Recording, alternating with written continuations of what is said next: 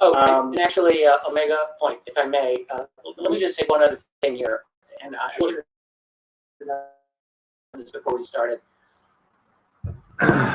Okay, how's it going, Sheldon? Sorry about that. Didn't have no audio. That's all right.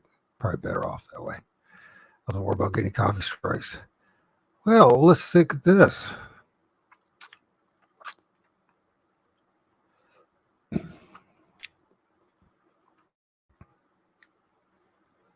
Loose Threads by Omega Point and Hermetic Penetrator Introduction.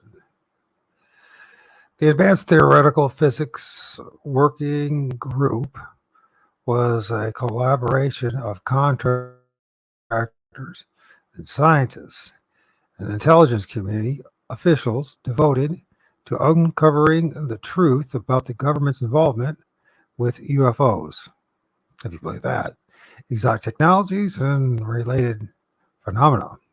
The group, formed and directed by Colonel John B. Alexander in the mid-80s, has garnered much interest over the years for a variety of reasons.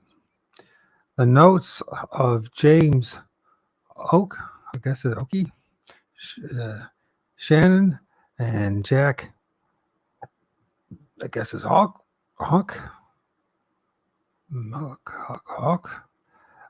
from TAP meetings in 1985, have recently become available for public research. They offer rare first-hand accounts of the inner workings of this secretive group and have provided researchers with boxed and tantalizing details from the time period. Upon close examination, Huck and Shannon's notes appear to be, quote, in dialogue, and quote, with what has proven to be one of the most significant documents in UFO history. And Dr. Eric Davis notes from his meeting with VADM Thomas Wilson in 2002. We explored these dialogues at length throughout this piece, exposing some obvious and not so obvious context along the way. In addition, we attempt to document many of the associations between members of the intelligence community with, who were active in UFO-related research during the time period, rather than a series of ad hoc and desperate collaborations between individuals with casual interests. We discover a core of lifelong devotees to the subject, with the clearance and connection to make serious progress on the topic. These associations continue to this day and have catalyzed modern initiatives to conduct covert research into the topic by groups both inside and outside the military industrial complex. What follows is the culmination of a collaborative effort between a small group of researchers. We are indebted to many sources linked and referred throughout this piece. Though our circle during production was small, you will find that we have many contributors, ranging from authors and journalists with massive readership to anonymous Twitter users with a handful of followers. We are especially indebted to the researchers who have come and gone, who have paved the way for the current push towards transparency, who willingly sacrifice their reputation and the pursuit of truth. I can respect that. We would like to offer special thanks to blah, blah, blah, Christopher Wolford, James Landoli, Luigi D. Isera, I can't say it. Isera, Grant Cameron, Giuliano Marankovic, who each contributed in large and small ways to the piece. Disclaimer, all of the information presented in this piece is open sourced. Usage of source does not imply agreement with their conclusions or positions. We have done our best to link each of our sources in line in a way that is obvious to readers. We may share and reference this work that will with proper that we may share and reference this work at will with proper attribution.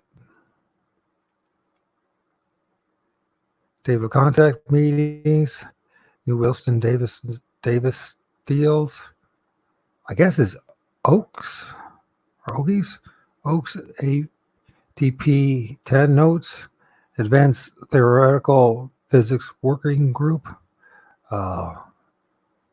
Yeah, it goes on and on. EMPs, meetings. And so we're going to listen to, let's see what's going on here. Sheldon, it's just you and I anyways. Thank you for joining me, Sheldon. Just doing an impromptu video. Actually, I'm just going to share a video. And it hasn't been, I know I mentioned the last time I was going to mention sharing a video of a guy and his experience in Tucson, Arizona. That would be pretty wild.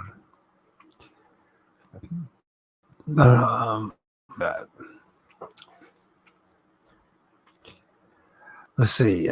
Cleaning animals today. You're right. I'm just hanging in there, man. Need to go out and do stuff, but I don't feel like doing it. Loud and clear, interesting. When was this written? It was written recently.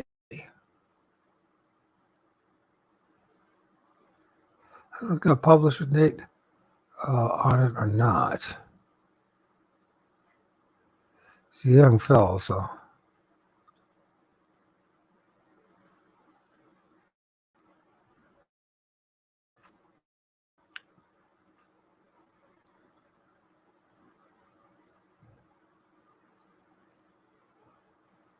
Sounds like recently, I would say within this past year.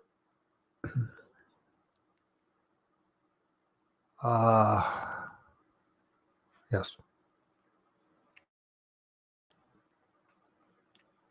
It's my best guess. So this is some new information. I'm debating if I want to read this out loud to everybody. It's not very long, but I already got 2 reading projects in the works. Let's see who we got here. I think a lot of these guys I don't trust too much because they're military establishment and Freemasons, and I think they're not telling the whole truth. But I think there's some interesting things to learn from this conversation. If one can read the lines, read between the lines. So.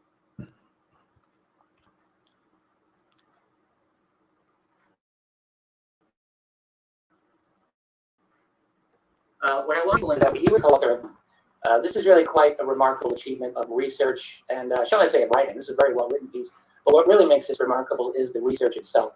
So you've gone through a number of very important, recently released and discussed documents. So there's which are fairly prominent in a lot of what you and your partner are doing. There's the Oak Shannon notes from the Advanced Theoretical Physics Group meetings from the 1980s, and those were recently released. I think Grant Cameron had those. Mm-hmm. Correct. Yeah. Also the notes of Jack Houck, who also attended those same meetings in the 1980s. And I think you and your fellow research. So I guess, Sheldon, just sit back and relax and do your busy work and just listen to it. It's not much to see here in this interview, and it's not much images. We're just going to listen. Researcher do a lot of work in cross-checking and finding references, particularly with Davis Wilson, not simply to demonstrate the legitimacy of the Davis Wilson notes. I think we're at a point where you're going to really be banging your head against the wall if you think that they're fake or not legitimate. But beyond proving the legitimacy of the notes, simply to find relevant new information about what's going on with the program to understand UFOs and aliens. You'll see, look at those documents, you look at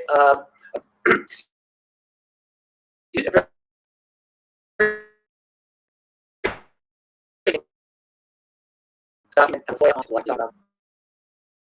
you go through some correspondence with Admiral Bobby Ray Inman. You go through quite a bit of correspondence concerning Dr. Greer. Turns out very relevant information here. And also Dr. Kit Green and a few other individuals. And what you guys do, it seems to me, if it's right, is you take a lot of this information and much, much more. Interviews, Davis interviews, and Jacques Vallée interviews, and on and on and on. And you more than just paint a picture, you're actually making a case for the Bigelow crowd, the NIDS crowd, loosely connected. There's John Alexander, he's important here, Hal Puthoff, Kit Green, Eric Davis, Vallée, and others. They are trying to get to the center of the labyrinth.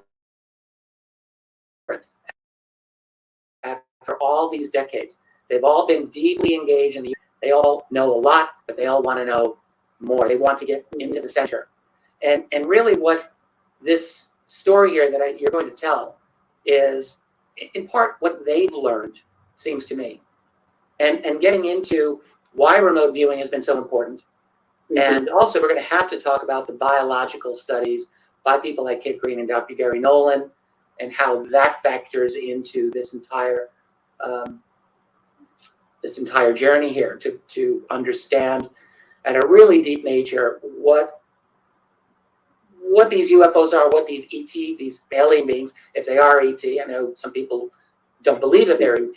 Eric Davis, in one of his references you cited, didn't seem to think they were extraterrestrial. To get to the center of what these objects are, but more importantly, is there an agenda, and who are these beings, and just everything that's going on. So it's a fascinating story, and I really believe that you and the Hermetic Penetrator have gotten very, very far with an incredible analysis. So with that, forgive me for jumping into there. Oh no, that was extremely helpful.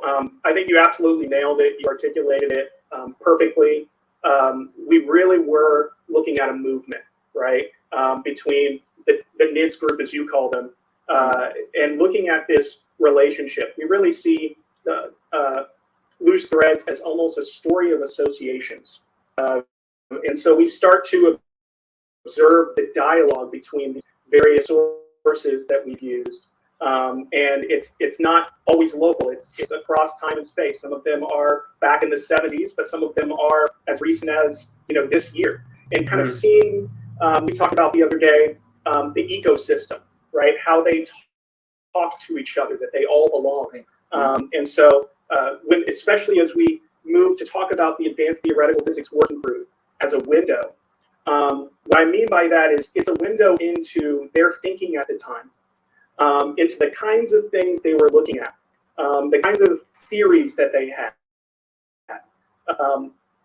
What researchers do they want to talk to? Where were the meetings held? All of this stuff is really important and really fascinating. And so I really am thankful that Rick Cameron released O'Shannon's notes, and that Melinda Leslie also made available Jack House notes. Yes, Melinda is very important in that part of it. Absolutely. Just a tremendous resource there. And so what sort of happened is we focused on the Advanced Theoretical Physics Working Group, and we started to notice these associations. And then we also kind of traced it back to the remote viewing program at SRI starting in 1971, and starting to kind of see those bonds form, and as you said, what happens over time. And so we do think that's a really important to where we are today, that we would not be where we are today if it were not for this group. So even as we, there are going to be some things we talk about that may seem, put some of their motives into question, even despite, doesn't matter what their motives are. They all contributed to this movement to where we are today. And some of them are still contributing, are still active. That's right. And so I think that's absolutely accurate. You did a great job, and I don't think I could have articulated it any better. Well, before we jump in any further, I'll just say, so we'll want to describe what the Advanced Theoretical Physics Group was, but I also don't think that it's going to be necessary for us to stop and explain every single thing here. Sure. You're going into deep waters, and I'm just going to, encourage the listeners. If you do not know what Omega Point is talking about here, you can. We'll do what we can to make materials available for people, but I don't want you to slow down too much here. But I do think it would be useful, maybe just to describe what the ATP, the Advanced Theoretical Physics Group, was, and why don't you just take it from there? Sure. So the Advanced Theoretical Physics Working Group was a collaboration of military individuals, intelligence community officials, and scientists, government contractors, who were all interested in the UFO subject and related phenomena. And they would meet and assemble. I think there was something like 8 to 10 meetings. We don't really know the exact number of meetings. It's actually, there's not a lot that we know about the group. That's why those notes were so important. Mid-1980s, it started in 1985 and went for several years. Correct. Organized by John Alexander. John Alexander. And that's right. And also co-founded by Dr. Ron Blackburn, who was with Lockheed Skunk Works. And so one of the things that we tried to do in that section, I don't know, are you able to put the paper up on the screen for us? I don't know if that's something that you're... Right here. Are you able to see this? You cannot see what I'm putting it up here? I'm not able to see it. I don't know that that means that no one can see it, but... No, other people can see it. I'm sorry. Okay. So if you that's okay. To go to, I can go right there. Let's go to page 16. Or rather, actually, let's go to page 17. Page 17. Mm-hmm. And I'm going to get the hang of this. And there we go. It's all text. It's all text. Yeah. So what we wanted to do here is show that the Advanced Theoretical Physics Working Group didn't happen in a vacuum. It was really formed as a continuation of a process that started much earlier. And it seems that it was connected to something called Task Force Delta, which was a kind of futuristic think tank organized by the Army. And it was headed by Colonel Frank Burns.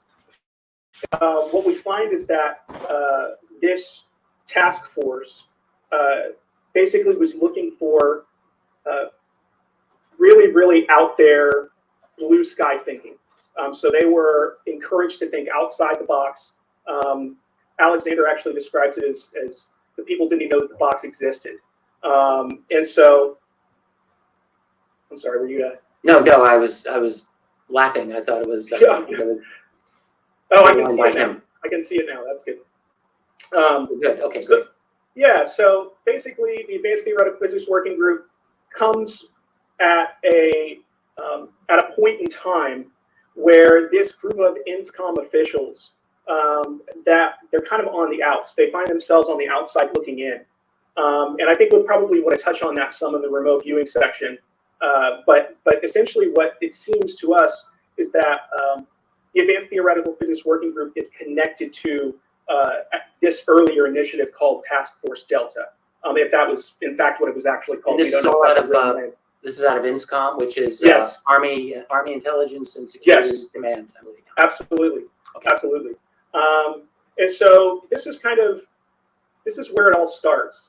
And one of the things that is important to think about when it comes to the Advanced Theoretical Physics Working Group or any of these groups is that they're not the same thing to everyone, right? You're not going to find one purpose for the group because different people have different levels of access, There's different layers of security and probably different motives for all of the people who are participating in these meetings.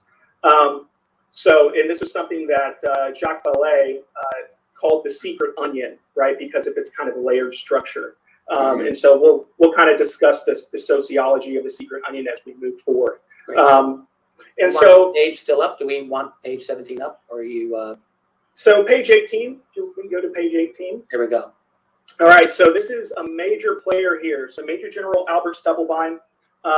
This is somebody that John Alexander gets reassigned, and he's assigned under Major General Stubblebine, who is a major supporter of Task Force Delta and all of the things that they're trying to do. And he sort of becomes a mentor for Alexander, it seems, throughout his career. And so their fate seems to be sort of tied together, especially in the early 80s. They seem to be, really connected. And so at a certain point, Stubblebine finds himself on the outs. And when that happens, John Alexander also finds himself on the outs. And we don't have to get into this, but I think you actually discussed this a little later on in the document as to why that. Absolutely. Why that. Absolutely. Happened. Yeah. And so the main thing that really I want to get across about the Advanced Theoretical Physics Working Group is that the initial stated purpose was that they were trying to get access to UFO programs, government UFO programs. That was their main goal, was how do we're certain that they exist. We're certain that there have been craft that have crashed, right, that they were able to retrieve. How do we get access to those programs? And so they were trying to create a center of gravity, right? They were trying to develop a need to know. And they figured if we can bring all of these people together and we can get all of this expertise in the room, maybe we'll be able to make some progress. And also we'll be able to create this need to know that will get us the access that we want. And so the very interesting thing is that it seems that the stated purpose changes over time. It seems that Colonel Alexander, who again was one of he's the main founder of the group, seems to kind of abandon that search, right? It seems to be case closed after a period of time where he doesn't seem convinced. He feels like, I don't need to go looking anymore. And so as the often said, it wasn't there. Right. And one question we've always had is, as we looked at this together, was when did he stop searching, right? And what was the reason behind that search to end? Because other members didn't stop. They kept going for some years, and some of them are still working at that today. And so that's definitely a prominent theme that we'll see in this section dealing with the Advanced Theoretical Physics Working Group. One of the other things that we highlight in this section connects back to Wilson Davis. It seems very likely to us that Colonel Alexander might very well have been one of the people who was trying to meet with Vice Admiral Wilson in '99. So there's a call there's actually an interview that Project Unity, Jay Anderson, did with O'Shannon recently. And he discussed that he was called in 1999, that Vice Admiral Wilson called him and asked him for his opinion on Dr. Eric Davis, Hal Puthoff, and he said, and one or two other people. We believe that because in Oak's notes we do have a spot where it says "Don't trust JA," right? In Davis's notes. In Davis's notes, yes. Davis's Sorry, I should have specified. Right. Yes, and from the meeting in 2002, there is a spot where he says, "Don't trust JA." That he talked to O'Shannon, and O'Shannon told him not to trust John Alexander. So it seems like since he was reaching out and asking about Hal Puthoff and Eric Davis, looking for that kind of character assessment, that it seems reasonable that perhaps one or two other people that Oak mentions, but doesn't name, might have been John Alexander and possibly Kit Green, who was also sort of in that type group at that time as well. And so we think that this was probably, and other researchers have put that together too, that this was perhaps a NIDS initiative to try and meet with Vice Admiral Wilson. All these people, National Institute for Discovery Science, just someone doesn't really know. Absolutely. And the group really around Robert Bigelow that was, working. These guys are at the center of all of these initiatives. And the ATP, the Advanced Theoretical Physics Group, working group, I think you were arguing really came out of the end of Task Force Delta, Yes. right? And like, where are these people going to go now? Right? Yes, and I think so. What am I Task missing Force. from I think that Task Force Delta is sort of the beginning of things, and Alexander does note that he was affiliated with that. He was also an action officer running the Advanced Human Technologies Office under Major General Stubblebine during the remote viewing program, and while Skip Atwater was actually the action officer managing that program. So it seems like these are two really important action officers for Major General Stubblebine. And it seems like those two initiatives, right, the Advanced Human Technology Office and the remote viewing program, like those come out of Task Force Delta, right? This how do we've fallen behind we're falling behind. How do we catch up? And so I think they start looking for ways. How can we swing for the fences? How can we take some big chances and take some risks? And according to Alexander, at least when it came to remote viewing, it worked, right? It panned out for them. They saw the results that they wanted to see, and so I'm sure we'll revisit that throughout our conversation.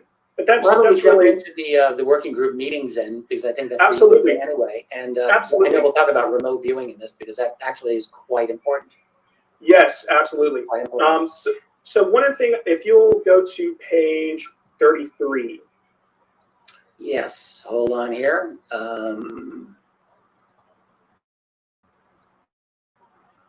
33. There we go. Yep, there you go. So this is, the notes are remarkable for a variety of reasons. But what really caught our attention was this page, the single page that was released actually about a month before the Project Unity interview and a month before Grant Cameron released the rest of the notes. And on this single page is a name. It says Major Engineering Project under Vice Admiral Bobby Ray Inman. Under Admiral Bobby Ray Inman. And so this was really quite remarkable to us. This really threw up a lot of red flags because this is 1985. These days, Bobby Ray Inman, most people who are hardcore, UFO researchers will be familiar with that name. But in 1985, he wasn't a household UFO name, if you will. It's very interesting that a room full of intelligence community officials would be discussing Bobby Ray Inman in connection with presumably a reverse engineering UFO project. Right. It's extraordinary. And so that sort of took us down the rabbit hole, if you will. And so we have a section that we called Exler's Red Yarn, right? Because Bob Exler actually reached out and was able to make contact with Bobby Ray Inman in 1989. And he has this extraordinary conversation, and it's on a recorded line, okay? And it seems pretty obvious to us that the Admiral had no idea that this was being recorded.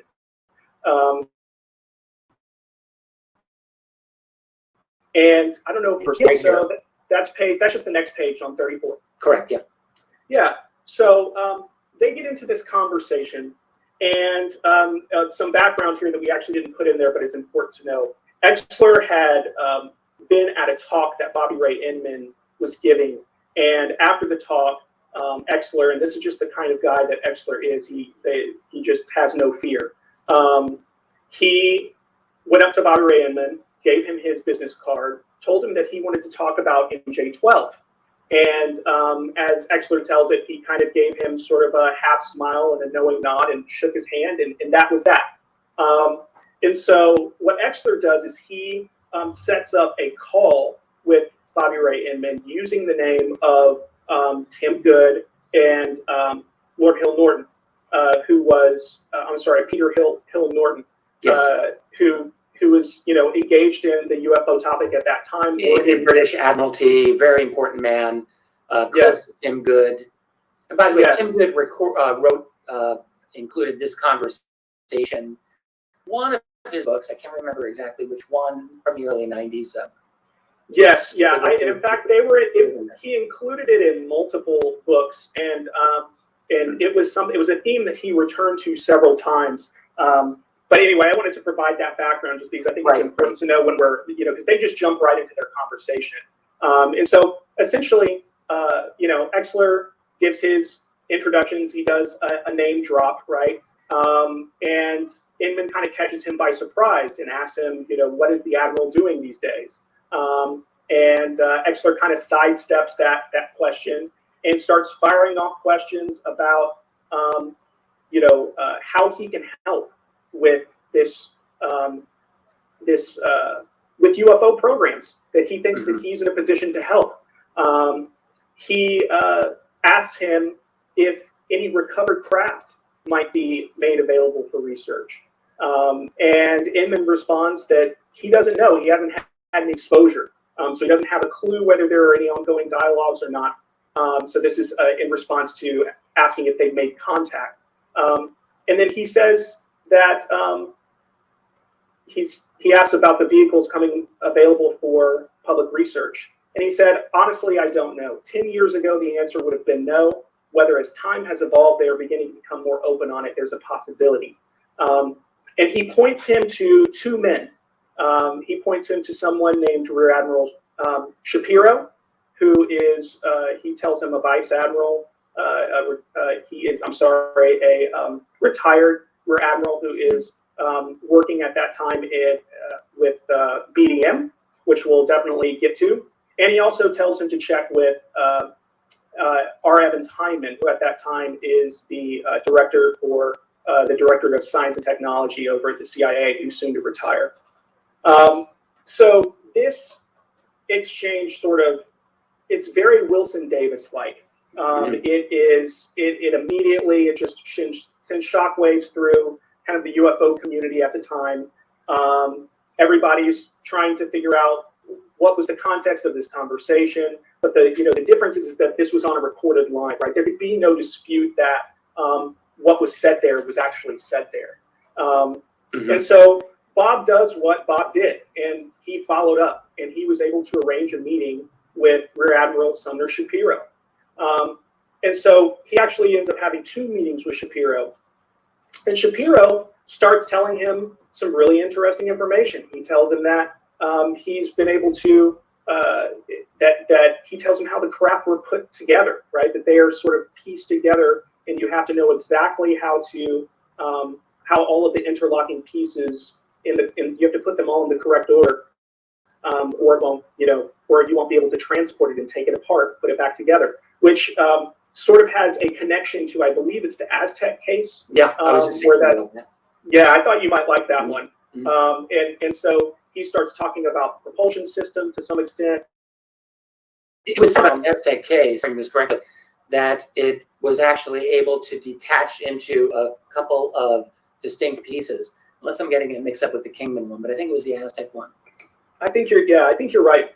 And he, at a certain point, Bob Exler pulls out a business card, and it's got a hologram of an alien head on it. Okay, and just kind of tongue-in-cheek shows that to Rear Admiral Shapiro, and they're at actually his home. Okay, so imagine this: Bob Exler is. It's kind of amazing. Exler was able to get this kind of information. I mean, who the hell was he? What clearance did he have? I mean, he had with Inman, but he's able to get this information, which is quite He was a NASA engineer, but in terms of having high level clearances or any sort of expertise in these areas, it's pretty inexplicable. He's punching way above his weight. Yes, he's definitely legendary for this. There's no doubt about it. And so anyway, when he shows him this card of the alien, right, with the alien head, Shapiro freaks out. Okay, he starts pacing back and forth. He seems to think that he starts lamenting out loud that why didn't Inman send you to the current director of naval intelligence, right? And sort of thinks, well, maybe you're not here under the circumstances that I thought you were here for, and so he asked him to leave. And so what we did is we thought that's pretty interesting that he said, why didn't he send you to the current director of naval intelligence?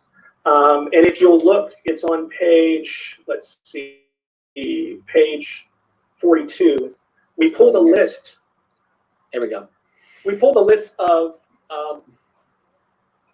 all of the living directors of naval intelligence, because it seems to us like maybe they would be in a position to know, based on Shapiro's kind of lament about why Exler wasn't sent to the current director of naval intelligence. And it turns out that the oldest DNI, or I'm sorry, director of naval intelligence, was Bobby Ray Inman. And so it seems like Inman gave Shapiro's name. That was probably a connection there. So that's some really interesting. That was a really interesting thing for me to see, and I would be interested to see other researchers kind of dig into some of those names. He also visits someone named R. Evans Hyndman, and he actually meets with Hyndman at Langley at CIA headquarters. And Hyndman completely stonewalls him. Doesn't want to give any information about it. He seems a little bit interested in the idea that there are, operational flying saucers at S4. Again, Exler is asking all of the hot button topic questions of the day, right? He wants to talk about MJ-12. He wants to talk about Bob Lazar. He wants to talk about Gulf Breeze. All of these things are he's just going for it, and you really have to respect it. And all big stuff. Circa 1990, it was absolutely top of the list. All of those things. Yeah, and so Hyndman completely stonewalls him. Doesn't give him anything. It's not at all like the earlier encounter with Shapiro. He basically says, gives him the idea of just, I don't know anything about this. Don't ask me about this. Don't call me. Thanks for your interest. Talk to you later. One of our research partners is Twitter user RGH UFOs. And if you can go to page 45, a little surprise here. Got it. RGH did what RGH does, which is he just emails people. He just goes and he's able to find, he's very good at finding contact information and reaching out to people. And he just sent a nice short email to Evan Hyndman and asked him the question. So I'll read it because it's kind of small. So he says, I am reaching out to you regarding some research I am doing. The subject of my research relates to U.S. programs in the 1980s that focused on the UAP UFO phenomena. The reason I am contacting you regarding this is comments made by Admiral Bobby Ray Inman. He suggested to a researcher that you may have knowledge on this subject. I understand this is a sensitive NatSec topic issue, but I would be extremely grateful if you would consider answering a few questions I have. Now, Hyndman's going to respond here, and it's really important that we see that RGH was not trying to present his email. He was not saying, Bobby Ray Inman gave me your name. He was just referring back to the previous, right, what we just talked about, right? That Exler had the name and it had been published. And however, it seems that Evan Hyndman misinterpreted. And he responded, I'm a long way and quite a few years from working in the area you're researching. However, given that Bobby Inman gave you my name, I will give it a shot. My background is in technical intelligence, not U.S. systems. Send me your questions and I will try to help. Now, it's really important to see here that first sentence. I'm a long way and quite a few years from working in the area you are researching. Well, what was it wasn't a long and confusing email. There was one area. The subject of my research relates to U.S. programs in the 1980s that focused on the UAP UFO phenomena. Okay. So he's saying not only that he worked on those programs, but that he's even willing to answer questions related to UFO programs in that time frame. And we did a little bit of research on him to kind of figure out, what other things he was over. He was over NRO's Program B, which was their SIGINT or SIGINT satellite program. And so it's kind of a precursor to, I don't know if it was, maybe you can help me. I don't know if it was concurrent to NRO or if it was previous to NRO, but it was reconnaissance satellites. Well, NRO started as early as 1960, 61, NRO going. So I'm not sure if this was prior to that. Yeah, I think so the CIA at that point was running they had reconnaissance satellites, and then they later, right, signals intelligence, yes. Anyway, I ran for that over. sense. Yeah. All of this really comes back to why is it that merely mentioning Bobby Ray Inman's name greases the wheels for conversations about UFOs? Shapiro apparently didn't even call to follow up to see if Bob Exler was legit, right? He just started talking about, we take perhaps and pack it up and put on trucks and we take to different labs and it's extraordinary stuff. And so now, seemingly continue the same thing. He did know something, right? He had some book. And so this was a really big, significant find, in my opinion. Because we're still easing in here because we still want to get the event working, and but all of this is a kind of an interesting kind of lead into where you're going with this, I think. Yeah, absolutely. Let's skip to what was our next bullet point. I'm sorry, I need to get back on track. These are our prominent names. You can see that now. All right. I'm going to end this. You guys can watch the rest of it. I just want to introduce you to this video, introduce you to the PDF, loose threads. We'll play on loose change. And yeah, I think I've had enough.